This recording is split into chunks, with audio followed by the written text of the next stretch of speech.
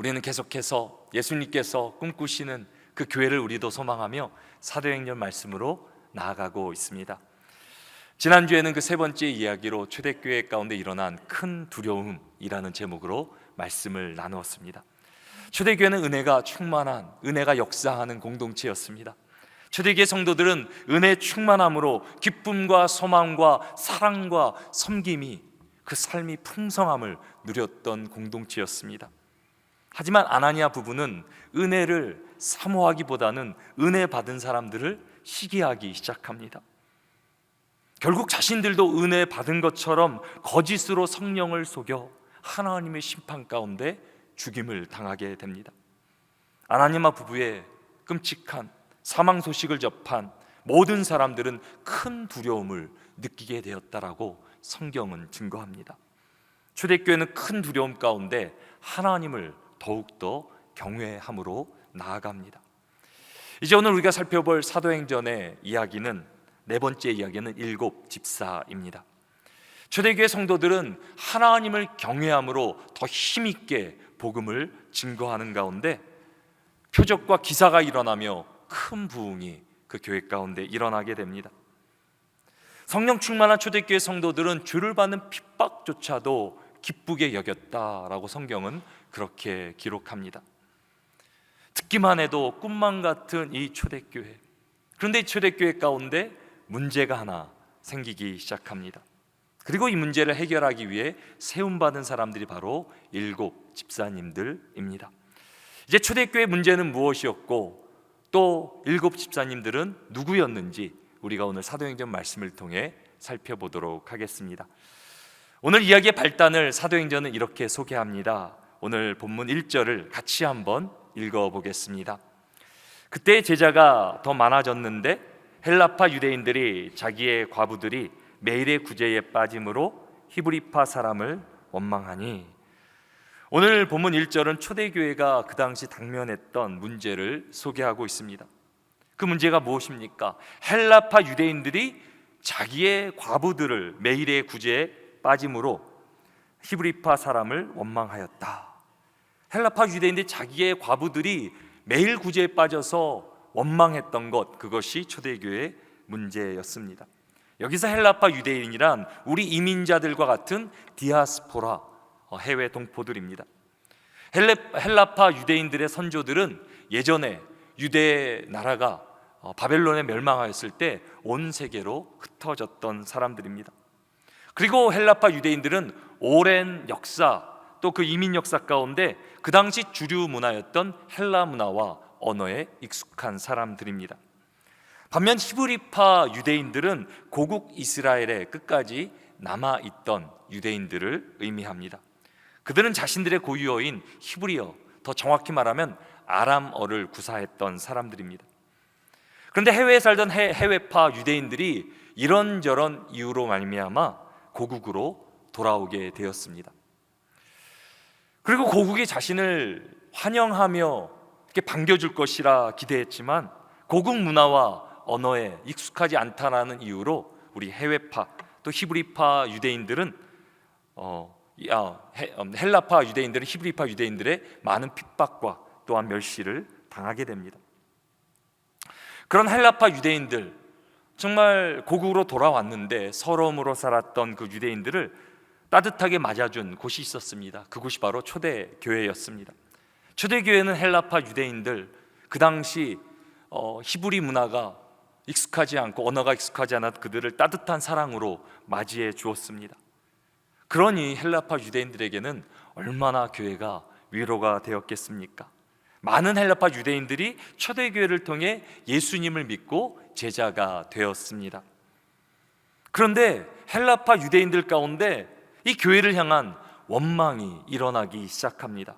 이유인즉 교회가 어려운 사람들을 돕는 구제를 매일 하는데 그 구제에서 헬라파 과부들이 빠지게 된 것입니다. 교회는 세상과 다를 것이라고 믿었는데, 그래서 교회를 찾아왔는데 교회에서조차 차별을 당한다 생각하니 얼마나 서럽고 실망이 컸겠습니까? 그렇게 느끼는 헬라파 유대인들 가운데 원망이 일어나기 시작합니다. 마음의 상처를 받고 마음이 나누어지고 초대교회 가운데 분열이 일어날 수도 있는 그런 위기의 상황이 펼쳐집니다. 그런데 이때 놀라운 일이 일어난다라고 성경은 기록합니다. 하나님이 초대교회 일을 통해, 위기를 통해 새 일을 행하십니다. 이것이 오늘 말씀을 통해 우리가 가장 먼저 기억해야 될 말씀의 키포인트가 됩니다. 우리 같이 말씀의 키포인트 같이 한번 읽어보십니다. 하나님은 문제를 통해 새 일을 행하십니다. 하나님은 이 초대교회 문제를 통해 더 놀라운, 더 위대한 새 일을 행하십니다. 분명히 오늘 본문에 초대교회는 무엇으로 시작했습니까? 문제로, 위기로 시작했습니다. 그러나 본문의 결론이 무엇입니까? 오늘 본문 7절은 이렇게 기록합니다. 하나님의 말씀이 점점 왕성하여 예루살렘에 있는 제자의 수가 더 심히 많아지고 허다한 제사장의 무리도 이 도에 복종하니라. 초대교회 문제를 통해서 어떤 일이 일어났길래 하나님 말씀이 점점 왕성해지며 제자의 수도 심히 많아지고 허다한 제사장의 무리까지도 이 도에 복종하게 되었다라고 오늘 말씀은 기록합니다. 초대교회의 위기가 오히려 부흥의 계기가 된 것입니다. 사랑하는 성도 여러분, 우리도 삶을 살다 보면 왜 문제를 당하지 않겠습니까? 우리의 삶에도 슬픔과 고통과 삶의 문제들이 왜 없겠습니까? 그러나 우리 하나님은 어떤 분이십니까? 우리 하나님은 슬픔이 변하여 우리로 춤추게 하시며 우리의 고통을, 그 고통의 베옷을 벗기시고 기쁨의 옷을 입혀주시며 우리의 문제가 변하여 하나님께 올려드릴 기적의, 하나님의 영광의 제목이 되게 하시는 분이 우리 하나님인 줄 믿으시기 바랍니다. 오늘 본문에 하나님께서 오늘 우리를 붙들고 계시고 우리를 인도하십니다. 그래서 믿음의 성도들은 이런 고백으로 나아갈 수 있습니다. 그 두려움이 변하여 내 기도 되었고 전날의 한숨 변하여 내 노래 되었네.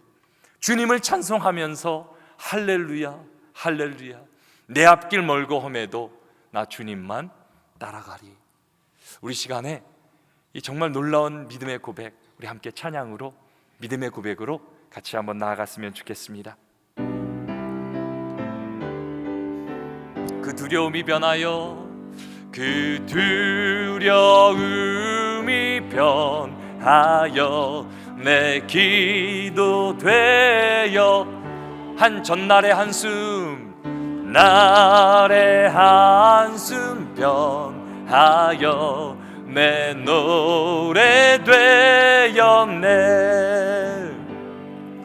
주님을 찬송하면서 할렐루야 할렐루야, 내 앞길 멀고 험해도 나 주님만 따라가리. 그렇게 믿으십니까? 이 찬송의 고백이 우리의 삶의 매일의 고백이 되길 주님의 이름으로 축원합니다. 내 삶의 문제를 내가 품고 있으면 문제로 남게 되지만 내 삶의 문제를 하나님께 올려드리면 그 문제는 기적의 재료가 되고 하나님께 영광을 돌릴 재료가 되는 것입니다. 하나님은 문제를 통해 새 일을, 새 역사를 행하십니다. 그렇다면 초대교회는 어떻게 문제 가운데 새 일을 행하시는 하나님을 경험하게 되었습니까? 우리가 오늘 본문을 통해 깨달아야 될 세 가지가 있습니다. 그 첫 번째는 2절에서 발견할 수 있습니다. 우리 같이 한번 2절 말씀 함께 읽어보십니다. 12사도가 모든 제자를 불러 이르되 우리가 하나님의 말씀을 제쳐놓고 접대를 일삼는 것이 마땅하지 아니하니. 이제 초대교회는 이 문제, 우리 헬라파 과부들이 구제에서 빠진 이 문제로 인하여서 다 모이게 됩니다. 그런데 사도들은 문제의 본질에 대해 이렇게 진단을 내립니다. 우리가 하나님의 말씀을 제쳐놓고 사역을 했다. 우리가 하나님의 말씀을 제쳐놓고 사역을 했다. 이것은 놀라운 영적 통찰입니다. 초대교회가 당면한 문제는 구제라는 것으로 드러났지만 문제의 본질은 무엇입니까? 어느 순간부터 사역이 말씀보다 앞서게 된 것입니다. 문제 가운데 새 일을 행하시는 하나님을 경험하기 위해 우리가 기억해야 되는 첫 번째는 이것입니다. 바로 말씀이 first, 삶의 1순위가 돼야 됩니다. 이것이 우리가 기억해야 되는 말씀의 첫 번째 포인트입니다. 우리 같이 한번 믿음으로 고백하십니다. 말씀이 삶의 1순위가 되어야 합니다. 초대교회는 성령 충만함으로 하나님 말씀을 전할 때 큰 은혜를 받고 부흥을 경험하게 됩니다. 초대교회는 말씀을 중심으로 한 말씀 공동체였습니다. 말씀이 생명입니다. 말씀이 교회의 능력입니다. 하지만 어느 순간 사역이 말씀보다 앞서는 일이 벌어지게 되었습니다. 그리고 그 문제의 원인은 놀랍게도 교회의 부흥이었습니다. 오늘 본문의 시작은 초대교회의 부흥입니다. 오늘 본문 1절은 그때의 제자가 더 많아졌다라고 시작합니다. 많아졌다 그러는데 얼마나 더 많아진 것입니까? 여러분들 사도행전 6장에 나오는 초대교회의 규모가 얼마 정도 될 거라 생각하십니까? 어떤 분들은 초대교회 하니까 작은 개척교회 정도로 생각하는 분들도 계시더라고요. 그렇지 않습니다. 제가 여러분들에게 힌트를 하나 드린다면, 처음 시작할 때 초대교회는 예수 그리스도의 제자 120명이 기도하는 가운데 시작했습니다. 그러니까 최소 개척 멤버가 120명은 되는 것입니다. 그렇다면 사도행전 6장의 초대교회 규모는 얼마나 됐겠습니까? 한번 짐작이 되십니까? 500명? 1000명? 5000명? 초대교회 6장의 초대교회는 최소 성인 남자만 10,000명이 훌쩍 넘었을 것이라 저희는 추정합니다. 여자와 아이들까지 합하면 최소 30,000명 이상은 되었을 것이라고 성경학자들은 그렇게 말합니다. 120명도 작은 숫자는 아닙니다. 그렇지만 120명이 모였을 때하고 30,000명이 모였을 때하고는 큰 차이가 있습니다. 만약에 여기에, 이 자리에 다음 주에 10,000명이 모인다 그러면 어떤 일이 일어나겠습니까? 얼마나 놀라운 일이겠습니까? 하나님께 감사하며 기뻐할 일이 아니겠습니까? 근데 기쁘기도 하지만 부흥이라는 것은 엄청난 불편을 초래합니다. 가장 먼저 10,000명이 우리 교회를 찾아오면 주차장부터 난리가 날 것입니다. 주차 공간이 없어서 어디다 주차할지 계속 헤매게 될 것입니다. 친교도 문제입니다. 어디서 밥을 먹어야 될지, 메뉴는 어떻게 해야 될지, 이 모든 사람들 어떻게 먹여야 될지 고민이 왜 안 되겠습니까?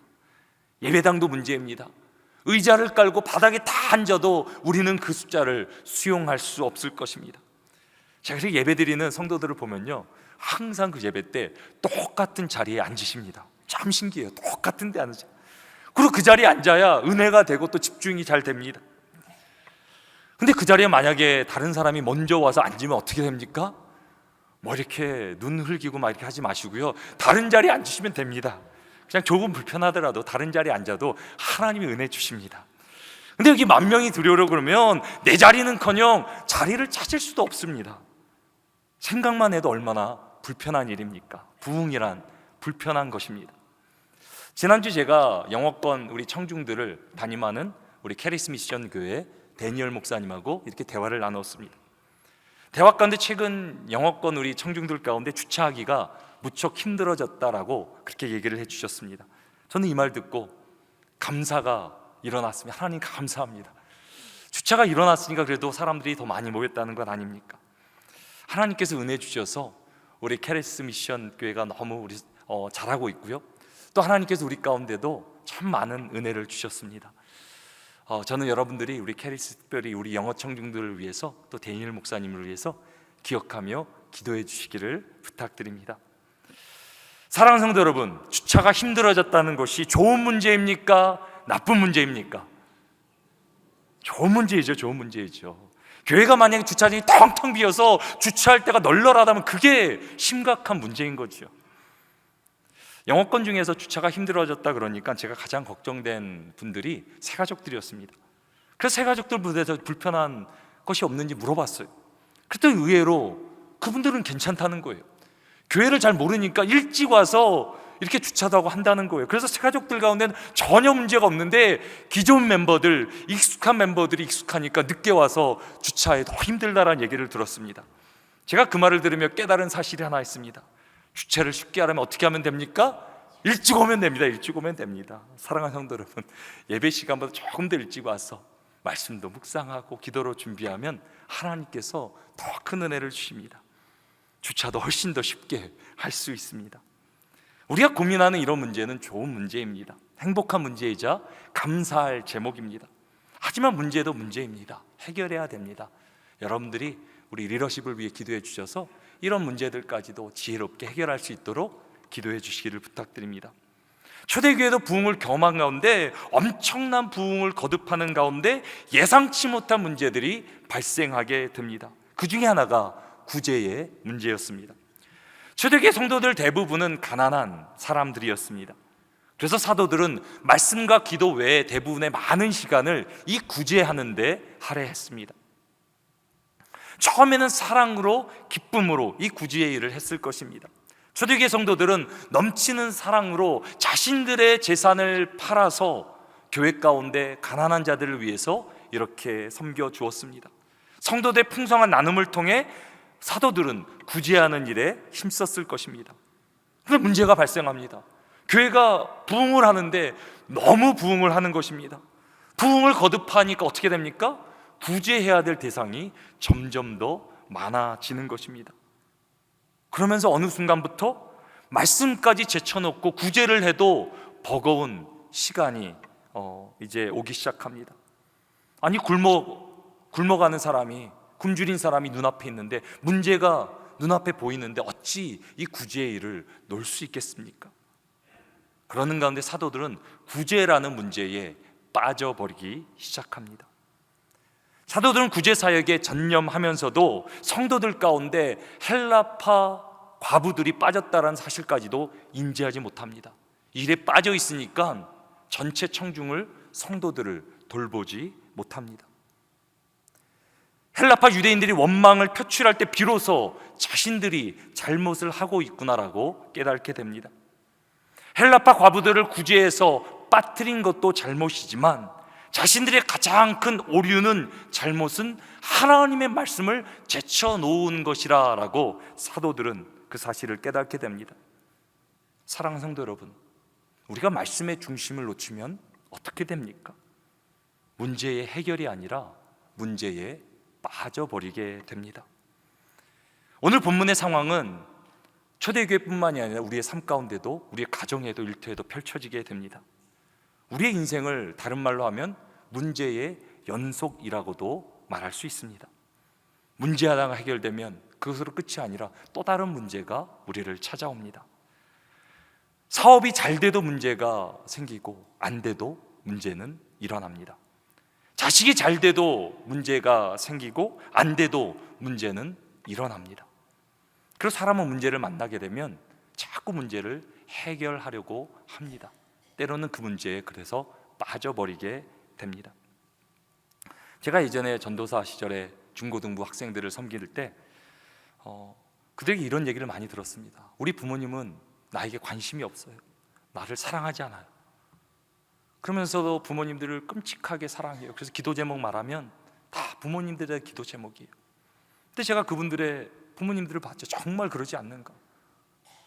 근데 그분들은 어떻게 삽니까? 이민 1세대 정말 피 터지게 투철하게 자녀들을 살리고자 휴가 한번 제대로 보내지 못하고 열심히 부모님들은 살아갑니다. 부모님도 자녀를 사랑하고 자녀도 부모님을 사랑하는데 어느 순간 본질을 잃어버리고 문제에 빠져버려서 정말 누려야 될 삶을 제대로 누리지 못하는 이민자의 모습을 저는 너무나 많이 보게 되었습니다. 우리 구역도 그렇지 않습니까? 구역으로 모여서 정말 하나님의 말씀과 사랑을 나누죠. 초대교회죠. 우리처럼 정말 이런 공동체에 우리가 모였는데 어느 순간 다른 곳에 집중하게 되고 다른 곳에 관심 있게 되고 말씀이 그 중심에서 멀어지기 시작합니다. 그런데 오늘 본문의 사도들은 이 모든 문제의 중심에 말씀이 있다는 것을 깨닫고 사도들은 말씀을 제쳐둔 것을 회개하고 이제는 오로지 기도와 말씀에 전념하기로 그렇게 결단합니다. 그리고 자신들이 말씀과 기도에 전념해야 하기 때문에 이제까지 자신들이 했던 그 구제 사역을 섬길 이제 7명의 리더를 세우게 됩니다. 이들이 바로 초대교회의 7 집사가 됩니다. 오늘 본문 3절과 4절은 이렇게 기록합니다. 형제들아, 너희 가운데서 성령과 지혜가 충만하여 칭찬받는 사람 7을 택하라. 우리가 이 일을 그들에게 맡기고 우리는 오로지 기도하는 일과 말씀 사역에 힘쓰리라 하니. 집사라는 헬라어 단어는 디아코노스로 섬기는 자라는 의미를 가지고 있습니다. 이제 이 디아코노스에서 디컨이라는 이제 집사라는 영어 단어가 나오게 됩니다. 근데 오늘 디아코노스는 오늘 본문에 나오지 않습니다. 그 대신 디아코니아라는 단어가 등장합니다. 디아코니아는 비슷하긴 한데 섬김이라는 의미를 가진 단어입니다. 그리고 우리가 오늘 본문을 통해 기억해야 될, 주목해야 될 중요한 한 가지가 있습니다. 오늘 본문에도 구제해야 하는 일이라고 나온 것과 말씀 사역을 하는 일에 사용된 단어가 똑같다라는 것입니다. 이 디아코노스는 똑같은 단어를 구제하는 일과 말씀 사역하는 일에 사용하게 됩니다. 1절에는 구제라는 단어로 번역이 되었고 4절에는 사역이라는 단어로 번역되었는데 원래는 똑같은 디아코니아입니다. 다시 말하면 초대교회 가운데 집사의 일과 사도의 일은 모두 디아코니아, 교회를 섬기는 일로 똑같이 중요했다라는 말입니다. 초대교회에서 섬김이라는 직분은 너무나 중요한 일이기에 원래는 사도들이 직접 감당했습니다. 왜냐하면 이 섬김의 기원이 바로 예수 그리스도이시기 때문입니다. 마태복음 20장 28절에서 예수님은 자신이 세상에 오신 이유를 이렇게 우리에게 알려줍니다. 인자가 온 것은 섬김을 받으려 함이 아니라 도리어 섬기려 하고 자기 목숨을 많은 사람의 대속물로 주려 함이니라.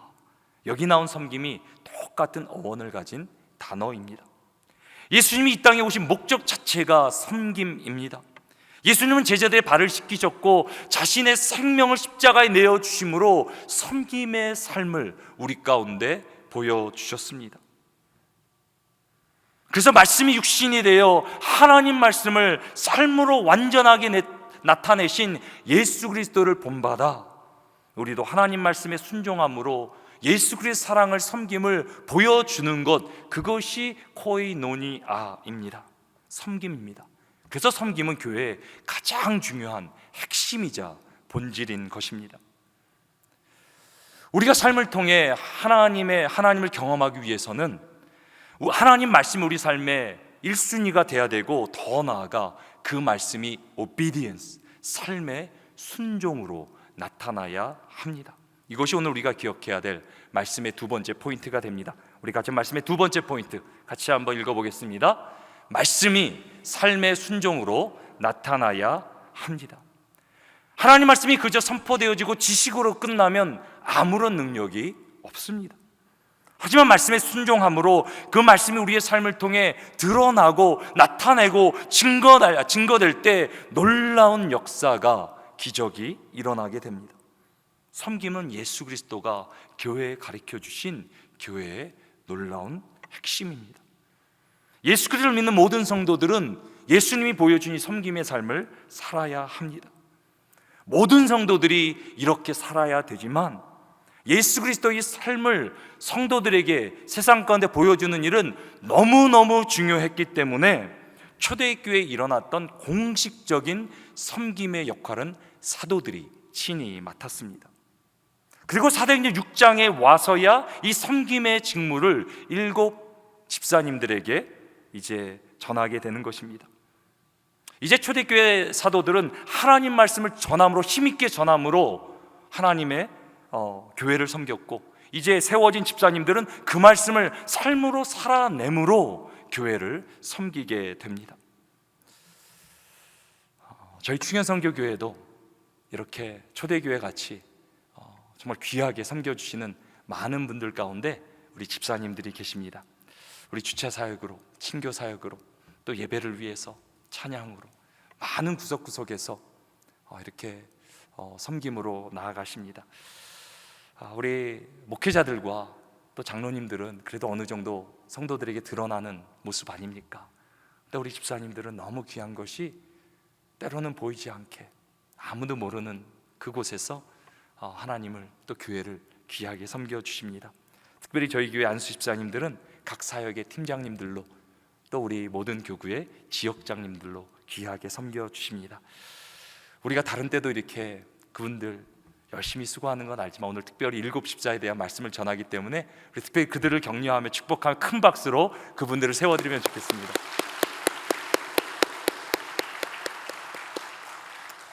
제가 그분들을 생각할 때 정말 사람들이 보지 않는 곳에서 주님의 사랑을 전하며 섬기는 모습을 생각할 때 얼마나 감사한지 모릅니다. 우리의 삶을 통해 예수 그리스도의 사랑이 증거되는 것보다 더 중요한 일은 없습니다. 이것보다 더 중요한 것이 어디 있습니까? 나에게 전부를 주시고 십자가에서 모든 생명을 다해 나를 사랑해 주신 그 주님, 그 주님의 사랑을 나를 통해 증거하는 것, 나의 삶을 통해 보여주는 것, 이것보다 더 고귀하고 거룩하고 중요한 일이 어디 있겠습니까? 그런데 그런 예수 그리스도의 섬김을 세상에 나타나는 직분을 나에게 주셨다면 얼마나 영광스러운 일이겠습니까? 초대교회 집사님들은 이런 영광스러운 직분을 감사하며 생명을 걸고 그 직분을 감당했습니다.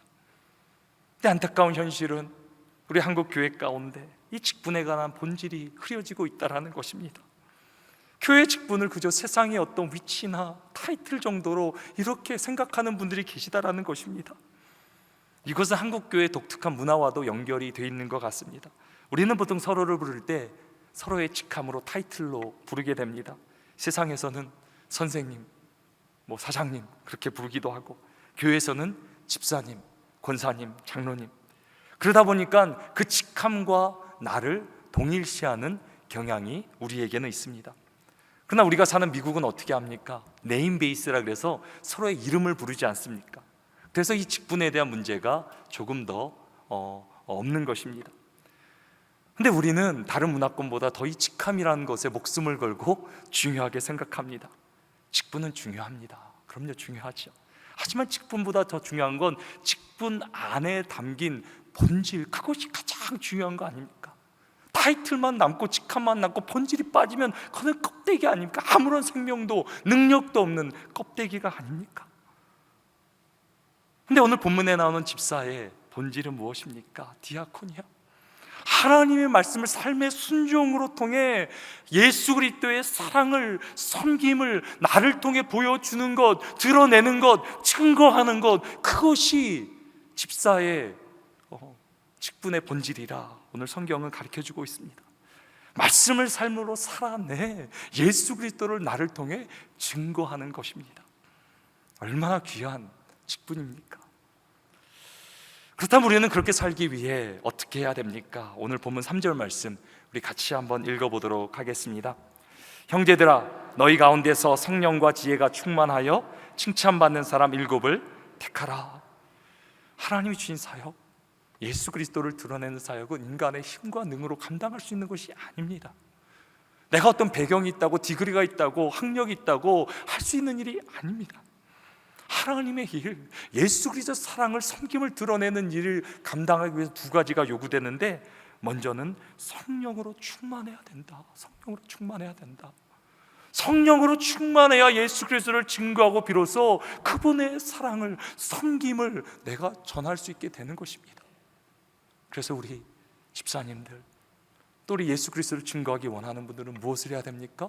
성령 충만함을 위해 기도해야 됩니다. 교회에서 섬기는 것도 참 중요한데요, 섬김보다 더 중요한 게 무엇이에요? 기도예요. 기도. 성령 충만해야 우리의 모든 섬김 가운데 예수 그리스도를 보여줄 수 있습니다. 내가 아무리 수고하고 열심히 해도 그 안에 예수 그리스도의 향기가, 그분의 섬김이, 사랑이 담기지 않는다면 아무것도, 아무런 영향력도 능력도 없는 것 아닙니까? 그래서 우리는 기도로 성령 충만함을 간구해야 됩니다.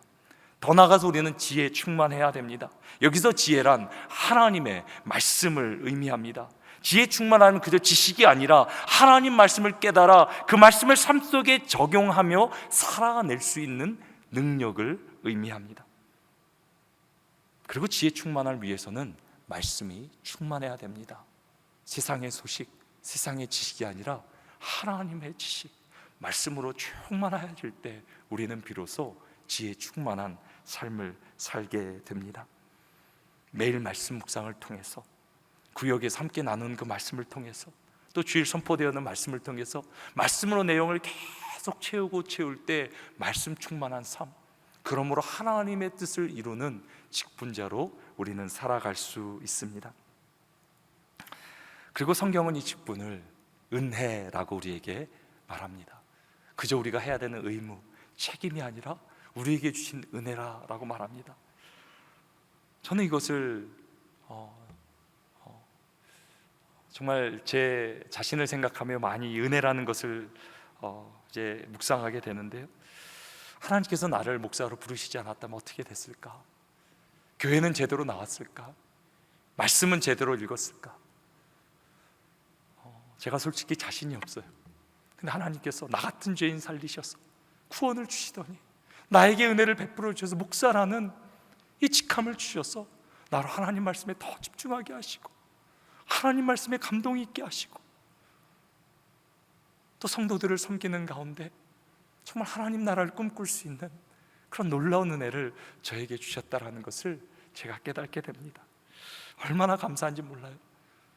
나의 직분이 그저 나의 책임, 무거운 짐, 버거움이 아니라 나를 살리기 하나님이 주신 은혜구나, 그렇게 생각해 보니까 너무 귀한 거예요. 너무 감사한 거예요. 우리 여기도 우리 직분자분들 다 계실 줄로 아는데요, 여러분들의 주신 그 직분, 여러분들에게 주신 그 자리, 하나님께서 은혜로 주신 줄 믿으시기 바랍니다. 그걸 은혜로 여기면요, 하나님께서 큰 감동을, 더 큰 은혜를 주시는 겁니다. 하나님께서 초대교회 가운데 7 집사를 세우셔서 이제 놀라운 역사를 일으켜 주시는데요, 이제 초대교회 가운데 사도들은 말씀을 힘있게 전하고, 이제 집사님들은 그 말씀을 살아내므로 예수 그리스도의 사랑을, 섬김을 세상 가운데 보여주기 시작합니다. 그러는 가운데 놀라운 역사, 이제까지 경험하지 못한 놀라운 부흥이 일어나게 됩니다. 우리 같이 한번 7절 말씀 함께 읽어보겠습니다. 하나님의 말씀이 점점 왕성하여 예루살렘에 있는 제자의 수가 더 심히 많아지고 허다한 제사장의 무리도 이 도에 복종하니라. 하나님 말씀을 1순위로 삼고 그 말씀을 삶의 순종으로 나타낼 때 하나님께서 놀랍게 역사하십니다. 사도들과 집사들을 통해 하나님 말씀이 점점 왕성하여지고 교회는 더 큰 부흥을 경험하게 되었다라고 오늘 본문은 그렇게 기록합니다. 초대교회에 일어난 리바이벌, 말씀의 부흥이 삶의 부흥으로 이어지게 된 것입니다. 이것은 우리가 기억해야 될 오늘 말씀의 마지막 포인트가 됩니다. 우리 같이 믿음으로 고백하십니다. 말씀의 부흥이 삶의 부흥으로 이어집니다. 초대교회는 하나님 말씀에 전적으로 헌신합니다. 그리고 그 말씀의 부흥은 삶의 부흥으로 이어지게 됩니다. 더 놀라운 사실은 이 초대교회에 시작된 그 문제를 통하여서, 위기를 통해 하나님은 아무도 꿈꾸지 못했던 더 놀라운 일을 계획하시고 이루시고 계셨다라는 사실입니다. 초대교회는 헬라파 과부들의 문제를 통해 누구를 집사로 세우게 됩니까? 그 집사들의 배경이 이제 5절과 6절에 나오게 됩니다.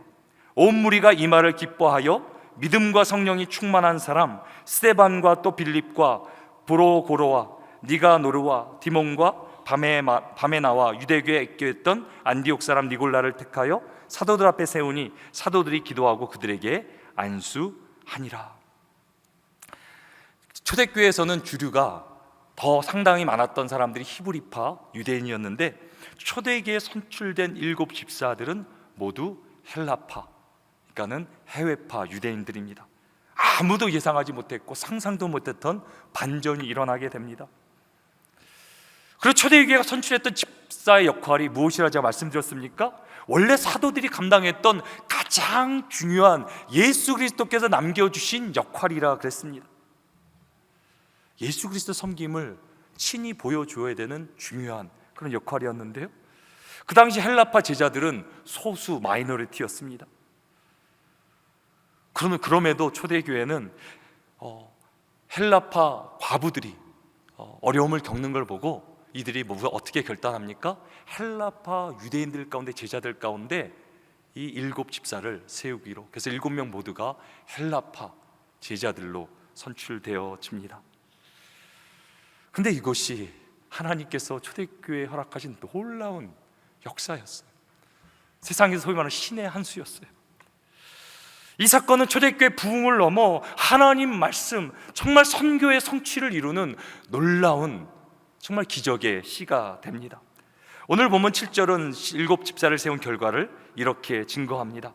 하나님의 말씀이 점점 왕성하여 예루살렘에 있는 제자의 수가 더 힘이 많아지고 허다한 제사장의 무리도 이 도에 복종하니라. 오늘 본문 7절에 하나님 말씀이 점점 왕성하여졌다, 제자들의 수가 더 힘이 많아졌다라는 단어의 형태는 지속적으로 진행되었다라는 단어의 형태입니다. 7 집사님들이 헬라파에서 이렇게 세워지자 교회가 부흥을 경험하게 되는데, 한 번 단일이 아니라 끊임없이 계속된 부흥이 초대교회 가운데 일어났다라는 것을 증거하고 있는 것입니다. 심지어는 허다한 제사장의 무리, 유대교의 수장격인 제사장들의 무리가 이 도에 복종했다. 놀라운 역사가 일어나는 거예요. 이런 일은 초대교회 역사상 한 번도 일어난 적이 없어요. 그렇다면 어떻게 이런 일이 일어나게 되었습니까? 사도행전은 7 집사 중에 특별히 2명을 조명하여 줍니다. 제가 먼저 빌립 집사라는 분을 소개해 드립니다. 헬라파 유대인이었던 빌립 집사는 최초로 유대의 지역, 유대인들이 익숙했던 지역을 넘어 사마리아 지역까지 가서 복음을 증거한 사람입니다. 히브리파 유대인들은 거기를 떠나려고 안 했거든요. 하나님께서 분명히 주님이 말씀하셨는데 복음을 증거하라, 땅 끝까지 증거하라 그랬는데, 유대파 우리 유대인들은 그 안에서, 히브리파 유대인들은 그 예루살렘 안에서 꽁꽁 이렇게 묶여 있었거든요. 근데 빌립 집사님은 하나님의 부르심 가운데 지경을 넓혀 정말 사마리아까지 복음을 증거하게 됩니다. 또 2번째는 스데반 집사입니다. 스데반 집사는 교회 역사상 최초의 순교자가 됩니다. 사도가 아니라 집사님이 교회의 가장 영광스러운 최초의 순교자로 기록에 남게 됩니다. 복음을 증거하다가 돌에 맞아 이제 순교하는 그 순간이 되었습니다. 죽어가는데 어떻게 집사님이 기도하십니까? 주여, 이 죄를 그들에게 돌리지 마옵소서. 이 기도는 누가 하신 기도입니까? 예수님께서 십자가에서 우리를 향해 이 죄인들에게, 아버지의 죄인들을 용서해달라고, 이들이 하는 일을 알지 못한다고 주님이 하셨던 기도입니다. 우리 스데반 집사님 가운데 예수 그리스도의 마음으로 충만해, 성령 충만하여 나를 죽이는데, 돌로 쳐 죽이는데 그들을 용서해달라고, 죄를 돌리지 말라고 주님의 마음으로, 섬김으로 그들에게 나가는 것입니다. 근데 그 자리에 누가 있었습니까? 한 청년, 사도 바울이 그 자리에 사울이란 이름으로 있었습니다. 그 당시 사울은 교회를 핍박하며 스데반을 죽이는데 가장 큰 일조를 했던 사람입니다. 근데 나중에 예수님을 만난 후에 자신이 교회를 핍박하고 스데반 집사를 죽인 것을 기억하며 죄인 중에 괴수된 나를 불러 하나님에 의해 감사해서 평생 복음의 빚진 자로 스데반 집사님은 우리 사도 바울은 살아가게 됩니다. 그래서 사도 바울은 땅끝까지 복음을 전하는 놀라운 초대교회 역사를 일으키는 것입니다. 초대교회 7 집사님들이 헬라파 제자들로 이루어짐으로 어떤 놀라운 역사가 일어납니까? 예수님이 말씀하신 교회를 향하신 꿈, 오직 성령이 너에게 말씀은 너희가 권능을 받고 예루살렘과 온 유대와 사마리아와 땅끝까지 이르러 내 증인이 되리라, 하나님 말씀이 7 집사님들을 통해 성취되고 이루어집니다. 그리고 이 모든 것은 초대교회에 일어난 작은 이 문제와 갈등으로 인해서 이루어진 것입니다. 하나님 우리의 문제를 통해서도 놀라운 세를 행하시고 우리가 알지 못하는 놀라운 기적을, 부흥을 일으켜 주시는 줄로 믿으시기 바랍니다. 하나님은 초대교회 문제를 들어 세일을 행하십니다. 초대교회는 그 모든 것을 다 헤아리고 깨닫지 못했지만 하나님 말씀에 first 헌신하고 최일순위로 삼고 그 말씀에 obedience, 그 말씀을 순종하며 나가는 가운데 하나님께서 새로운 역사, 리바이벌, 더 놀라운 부흥으로 하나님께서 초대교회를 인도하십니다. 이제 우리는 세상으로 나갑니다. 여러분들 가정 가운데, 일터 가운데 어떤 문제가 있을지라도 두려워하지 마세요. 다시 한번 말씀으로 돌아가시고 말씀을 1순위로 삼으시고 말씀에 순종하는 가운데 하나님께서 그 문제를 통해서 더 놀라운 역사, 기적을 베풀어 주시는 하나님의 부흥을 경험하게 되기를 주님의 이름으로 축원합니다. 우리 한 주간도 그 말씀 붙들고 힘있게 살아가는 여러분들 되시기를 주님의 이름으로 축원합니다.